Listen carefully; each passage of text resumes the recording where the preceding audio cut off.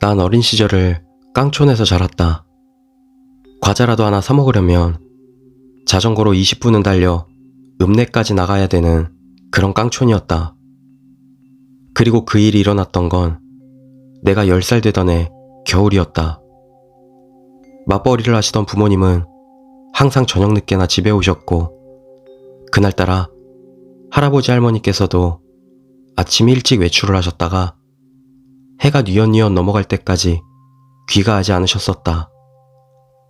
자연스레 집엔 나와 6살 차이 나는 동생 둘만 있게 됐다. 그 시절엔 변변치 않은 가로등도 하나도 없어서 저녁 시간이면 온 동네가 어두컴컴했고 쥐죽은 듯이 조용해졌는데, 그런 와중에 이제 겨우 4살인 동생과 같이 텅 빈 집을 보려니 무서운 생각이 들기 시작했다. 그래서 할아버지나 할머니 혹은 부모님이 퇴근하실 때까지 밖에서 시간을 보내기로 했다. 춥다고 안 나갈 거라고 우기는 4살배기 동생을 두고 나오기가 그래서 과자 사준다고 꼬드겨서 내 자전거 뒷자리에 태우는데 성공을 했다. 그리고 20여 분을 달려서 읍내로 나가 동생 먹을 과자를 사주고, 그래도 시간이 많이 남길래 오락실에 들어가서 시간을 보내기로 했다. 돈이 다 떨어질 때쯤 문득 시계를 보니 저녁 9시가 넘어가고 있었다. 옆에서 아직까지 오락에 빠져있던 동생을 보채서 자전거에 태우고 집을 향해 페달을 밟기 시작했다. 10여 분을 달렸을까? 집에 가면 심하게 혼이 나겠다 싶었던 나는 급하게 페달을 밟았다.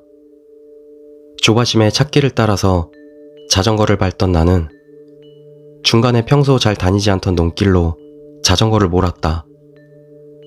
길이 좁고 비포장이라 덜컹거리긴 해도 이리로 달리면 몇 분은 단축할 수 있었다. 급한 마음에 정신없이 페달을 밟던 내 시야에 맞은편에서도 자전거 한 대가 오고 있었다. 자전거를 길가 옆 논두렁 쪽에다 바짝 붙여 세워서 맞은편 자전거가 지나가기 수월하도록 공간을 만들어줬다.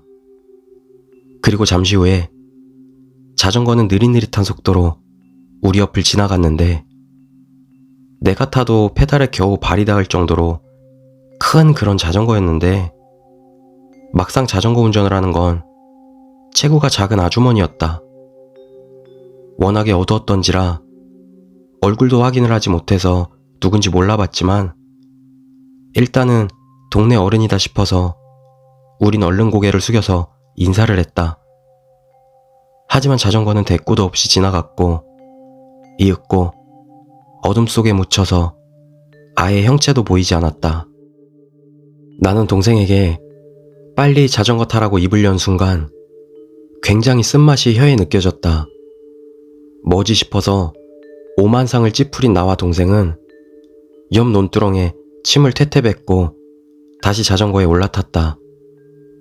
그리고 페달을 부지런히 밟아서 집에 도착을 했고, 마당에 들어서니 할아버지께서 옥상 올라가는 계단에 서서 담배를 태우고 계셨다. 다행히 별다른 말씀을 하지 않으셨고 빨리 가서 씻고 밥 먹자고 하셨다.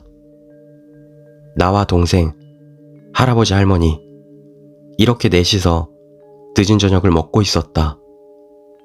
그러다 문득 아까 논길에서 마주쳤던 자전거 탄 그 아주머니가 생각이 나서 그 얘기를 꺼냈다. 할아버지께서 내가 하는 이야기에 점차 안색이 험악해지시더니, 내가 그 쓴맛이 느껴졌던 것과 아직까지도 입안이 쓰다는 얘기를 한 순간 할머니께 밥상 당장 치우고 가서 몽둥이 가지고 오라고 무섭게 소리를 치셨다.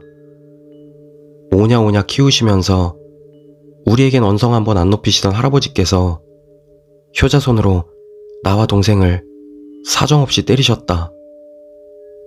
마침 부모님께서 퇴근을 하고 집에 오셔서 그 광경을 보시고 급하게 할아버지를 말리셨다. 매질을 멈추신 할아버지께선 나와 동생을 무섭게 노려보시면서 마루에 나가서 손들고 꿇어 앉아 있으라고 소리치시고는 부모님을 데리고 안방으로 들어가셨다. 그리고 잠시 후에 부모님께서 나오셨고 아버지께서 나와 동생을 힐끗 보시며 아이고 이놈들 읍내에서 뭐 한다고 해 떨어지는 줄도 모르고 그렇게 있었어? 하시면서 꿀밤을 한 대씩 때리시고는 우리더러 빨리 들어가서 자라고 하셨다. 그리고 얼마를 잤을까? 할머니께서 조용히 우리 방으로 건너오셔서는 나와 동생을 흔들어 깨우셨다.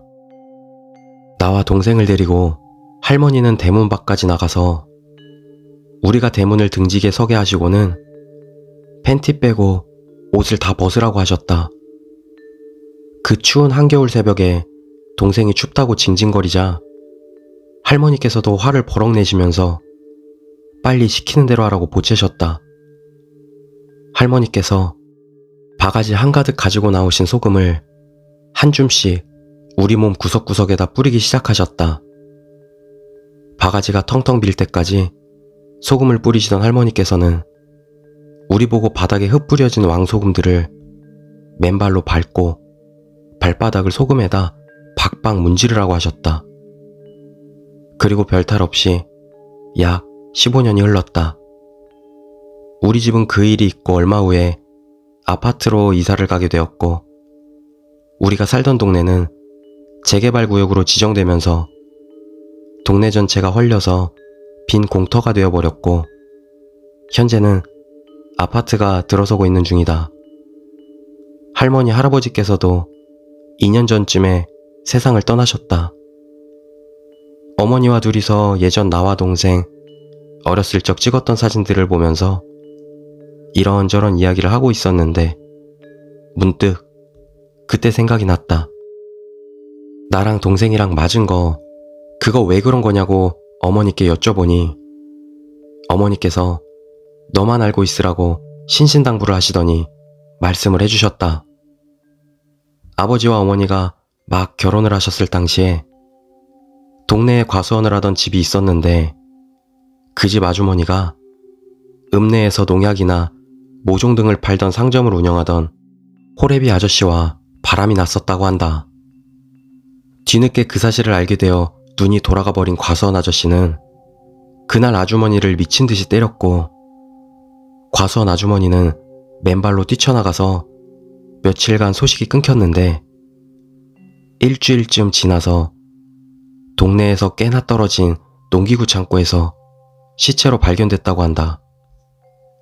제초제를 마시고 자살했다고 하는데 경찰 말로는 도망쳐 나온 그날 밤 사망한 것 같다고 했다.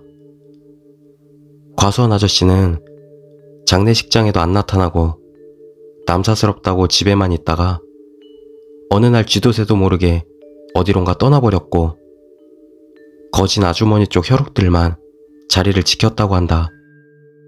몇 년이 지나고 과수원은 관리가 되질 않아서 나무들은 다 죽어버렸고 마당도 잡초들만 무성했고 모르는 사람이 보면 흉가로 볼 만큼 망가졌다고 한다.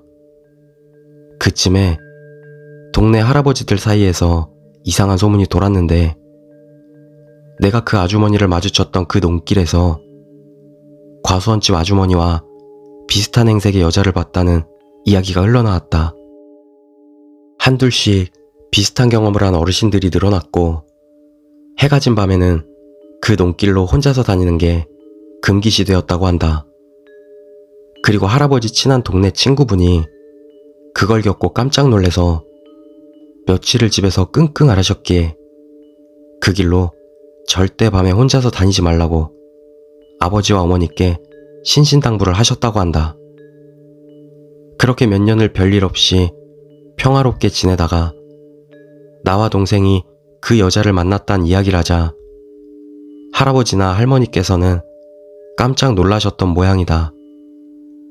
나나 동생이 그 늦은 시간에 그 농길을 지나쳐 올 줄이라고는 생각도 못 하셨던지라 그런 반응을 보이셨던 거다.